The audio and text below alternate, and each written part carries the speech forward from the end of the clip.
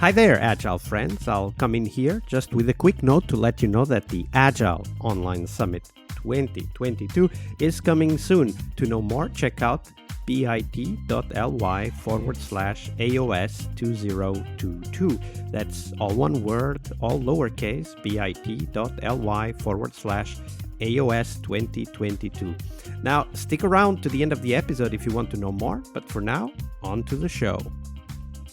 Hello, everybody. Welcome to our Success Thursday this week with Nousheen Manzoor. Hey, Nousheen. Welcome back. Hey, Vasco. Thank you. And it's Friday. It's almost Thursday now. Exactly. And the weeks go really fast here on the podcast. And because it is Thursday, we want to focus on the success question. And that's one of the key questions of the week. But before we dive into that, let's talk about the retrospective, which is one of the tools we use to reach that successful outcome for our work. So, Nousheen, share with us, what's your favorite retrospective format and why?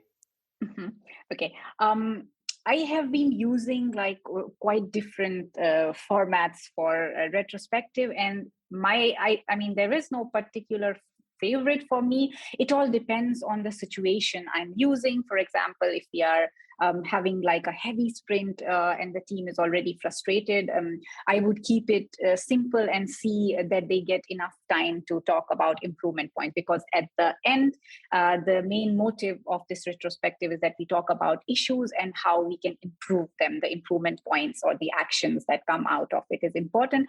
But I have seen mostly the formats when I use Three Little Pigs, or at the end of the project, I have used Wade Matrix, which was quite, which had in my perspective, the Wade Matrix at the end of the project was quite useful, because it not only enabled people to kind of think more, because it's an open format and you build onto the format as we go through it.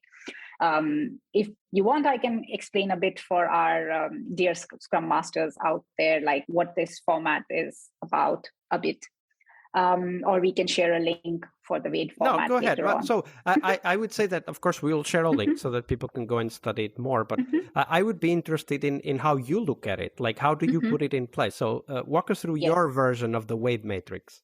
Okay, so usually at the end of the project, where we want to get like the learnings that we had across the project, I would, when I use this Wade Matrix, I would let the team think about all the things they can, whether good, whether bad, whether, I don't know, kudos or whatever they have in their heart for the whole duration of this project, just put it on the board as their post-its. And once they are done with it, I give them some time to read through each one of them, what they have written, just 5 minutes to read through each other's post-its. And when we are done, then I kind of ask them to create like a horizontal axis from the top, it's not so well, and goes down to what went well. And then I will ask them to move their post-its and kind of cluster them. Those ones they feel would fit, not what something like an improvement, and some things that really went well in our project. Similarly, in the next step, I would then add a dimension, things that we could control and we couldn't control, as a horizontal dimension. Then they can kind of cluster their post-its as something which went well and was in our control, and then something which went well wasn't in our control, and still we did it well, which is something which would move then later on towards a category of kudos, and so on. So once they are done putting their post-its in these two horizontal and vertical lines, I divide the whole board into, because it would automatically fit those categories. For example, as I mentioned, something that went well and we could control would be something that we should keep doing. It's something we do good, we should keep doing. And something we did very well and we couldn't control was something which is worth appreciating. So those sections, we can appreciate each other's well done work. And then the others are something like something we didn't do as we thought we would, but this was not in our control. So this is something then we need to take support from probably leadership or the project management team to see how we can improve this on the project level later on. And then something, what was the main area that the whole team would then focus was something that we could have controlled, but we couldn't do it so well. So this is an area for improvement that as a team, we should fix this going forward for the next phase of the project or any other project that we would be working on. We can take this as a learning. So this kind of the slowly navigation and automatically kind of clubbing them in these areas makes it more visible for the team, because they are the ones moving it around and doing and clustering things rather than me as a Scrum Master doing it for them. So they're more into the retrospective involved to like for all the aspects. And then in the end, they also know like what is the right kind of an action and they want to take on the things that they want to fix. And where are the areas where me as a Scrum Master then need to take it with me, that we need to get some support from outside our team, because there are things that as a team we couldn't take care of. This is something we might need help from. And as you said, it kind of helps us divide into action categories, all of that content that you collected. Yes.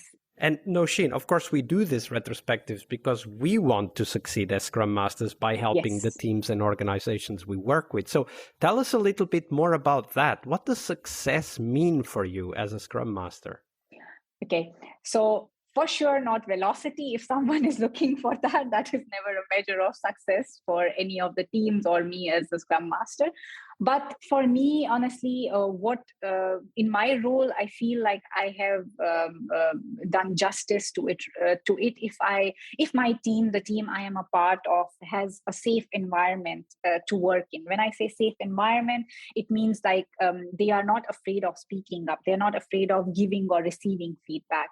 The team is able to deliver value, and at the same time, not only delivering, but there is quality in what we deliver, which is also important.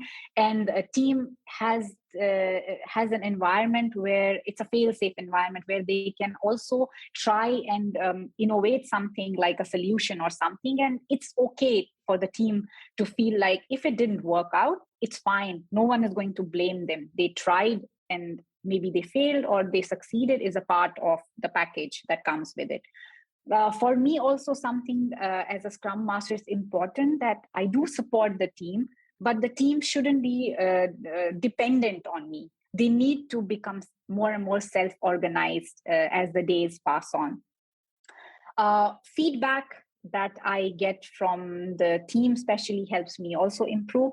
And I think one more thing is client satisfaction, because in the end, we are delivering something when we are in a project-based kind of setup, then something like what we are delivering, the client is able to give us feedback, is able to see what we are doing, and it makes the team feel appreciated as well when they also receive good feedback. So for me, these are something that defines success in my role, because at the heart of it, I need to be in the background, but help and provide my team with whether it's removing impediments, if they are stuck somewhere, to get timely help and so on. So in the end, when my team is able to do it, I feel I have done some justice to my role. And it's a necessity for us to have those ideas, those goals in mind. Mm-hmm. But of course, the goals are nothing without the reflection discipline. Yes. So Nousheen, how do you keep yourself on track? How do you keep yourself accountable when you're trying to assess, how successful you've been with these teams?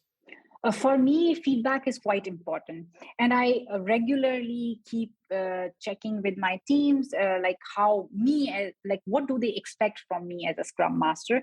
And what is, I just ask them for like a small format, like what is it that's going well between our collaboration and what is it that I can improve so that it could also make our team's life easier a bit. From the support they need from the Scrum Master. And is it something that you do in the one-on-ones you have with the team members? Yes. I always encourage them to talk about. And also, even I keep asking, even after any meeting that I have, for example, retrospective, I always do the check-in and check-out part. And the checkout, I always ask them, how did it go? Do they think there is something I can change or make it better next time for them? So I keep asking feedback in different things that I do as a part of my job as a Scrum Master. And become an example, right? Because that way the team will also feel that, oh, I should be asking feedback as well, right? And that's a very important role model that we have to play. Yes, absolutely. All right. Thank you for sharing all of those ideas and tips with us, Nousheen. Yep. No worries, Vasco. It was a pleasure. Hi there, Agile friends. Thank you for sticking around to know more about this year's Agile Online Summit. The summit will have 4 keynotes and 4 tracks you will not want to miss. The keynotes will touch on critical topics for us, from delivering on time to helping you to focus on sustainability. The 4 tracks are tools, so we'll focus on tools you need to excel at your job, but also your mission. We'll also have a track on sustainability, which is, of course, about people and their sustainable pace, but it's also about how do we bring sustainability to the products and the planet we inhabit. We'll have a 3rd track about happiness, talking about doing what we love and, most crucially, loving what we do. And finally, the 4th track will be live. It will be mostly hands-on sessions to help you roll up your sleeves together with the presenters. Oh, and we will also have a coaching clinic, as we usually do, organized to help you discuss and get inspired to solve the hardest challenges you face at work.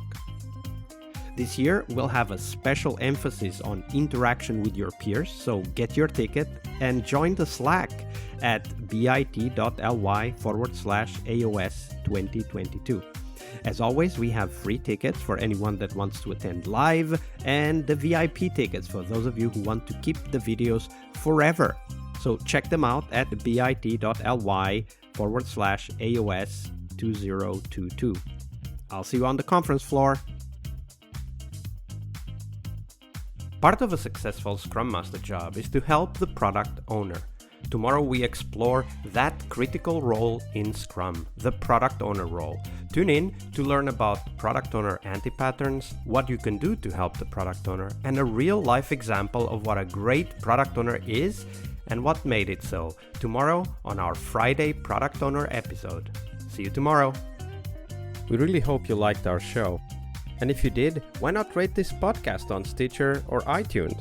Share this podcast and let other Scrum Masters know about this valuable resource for their work. Remember that sharing is caring.